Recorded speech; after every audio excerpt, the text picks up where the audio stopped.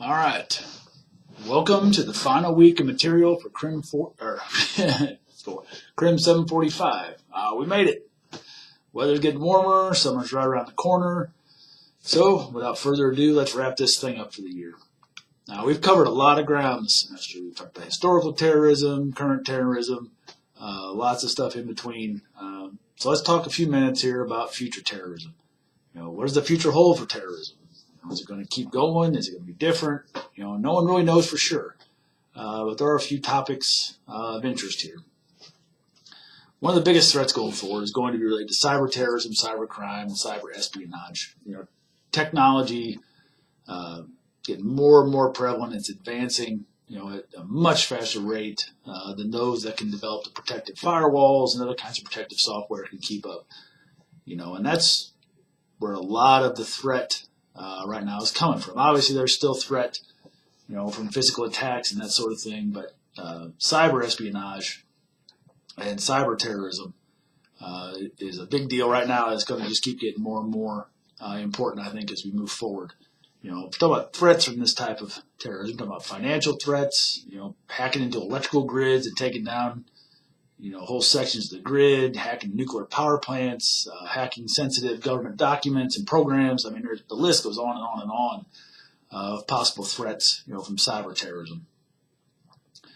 Kind of a second threat to that is homegrown terrorism. Most of the attacks that have been committed on American soil since 9/11 have been by homegrown terrorists. And unfortunately, that's probably going to continue in the future. And there's also threats from weapons of mass destruction. As long as there's nuclear, biological, and chemical weapons, terrorists are going to be trying to get their hands on them. And then that's further complicated when you have countries like Iran and North Korea either having nuclear weapons or trying to develop nuclear capabilities. As far as regions in the world, the Middle East will still more than likely continue to be the Middle East. There's been unrest in the Middle East, forever. I mean, literally forever. And there's no reason to believe that it's going to stop anytime soon. It hasn't stopped, in the past, and I'm not sure why it would stop in the future. There's issues in Europe, from the influx of refugees over the last few years. It doesn't show any signs of resolving itself anytime soon. And then further complicating that are the economic issues going on over there, as well as stuff like Brexit and other issues going on in Europe. And then here locally, locally in the United States, there's always groups that are working within the United States to create discord and trying to incrementally change, things within the United States, and those types of things have to be monitored. Going back kind of this technology issue, we were talking about, and this is more of a homeland security type of issue rather than a terrorism issue necessarily. But the use of technology, to provide protection, for American citizens. We have an agency called the NSA, and they have the capability to spy on Americans. And there is some evidence that in the past it has been doing just that, collecting phone records and other information about Americans that aren't the subject of any investigation or really under any type of suspicion. Now, if you've been watching the news the last year or so, there's been a lot of discussion about the use of the FISA court whether or not it was used to authorize spying on members of Donald Trump's presidential campaign. Now, regardless of what you think about the president, if the allegations are true that the FISA court was weaponized for political purposes, that should be cause for concern for anyone, because their job is not, to do that. Their job is to identify threats within America. It's not supposed to be weaponized, against any people, especially for political purposes. The NSA and FISA both have very legitimate purposes, but they're going forward and have to be sure there's adequate oversight to ensure they're operating within their mandate. Then you have other technological advances such as biometrics, closed-circuit television, and other technological advances that can be used to identify anyone at any time. So there's some cause, for concern there too.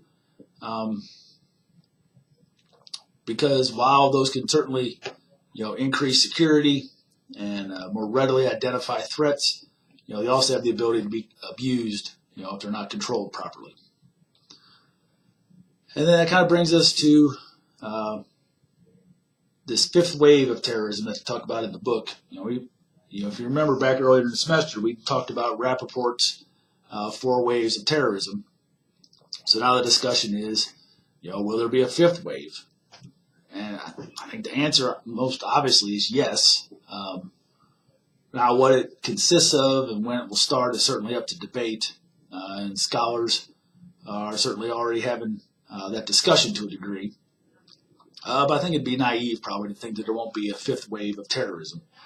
Terrorism has been going on for centuries, and there's no reason to think that all of a sudden it's going to stop anytime soon.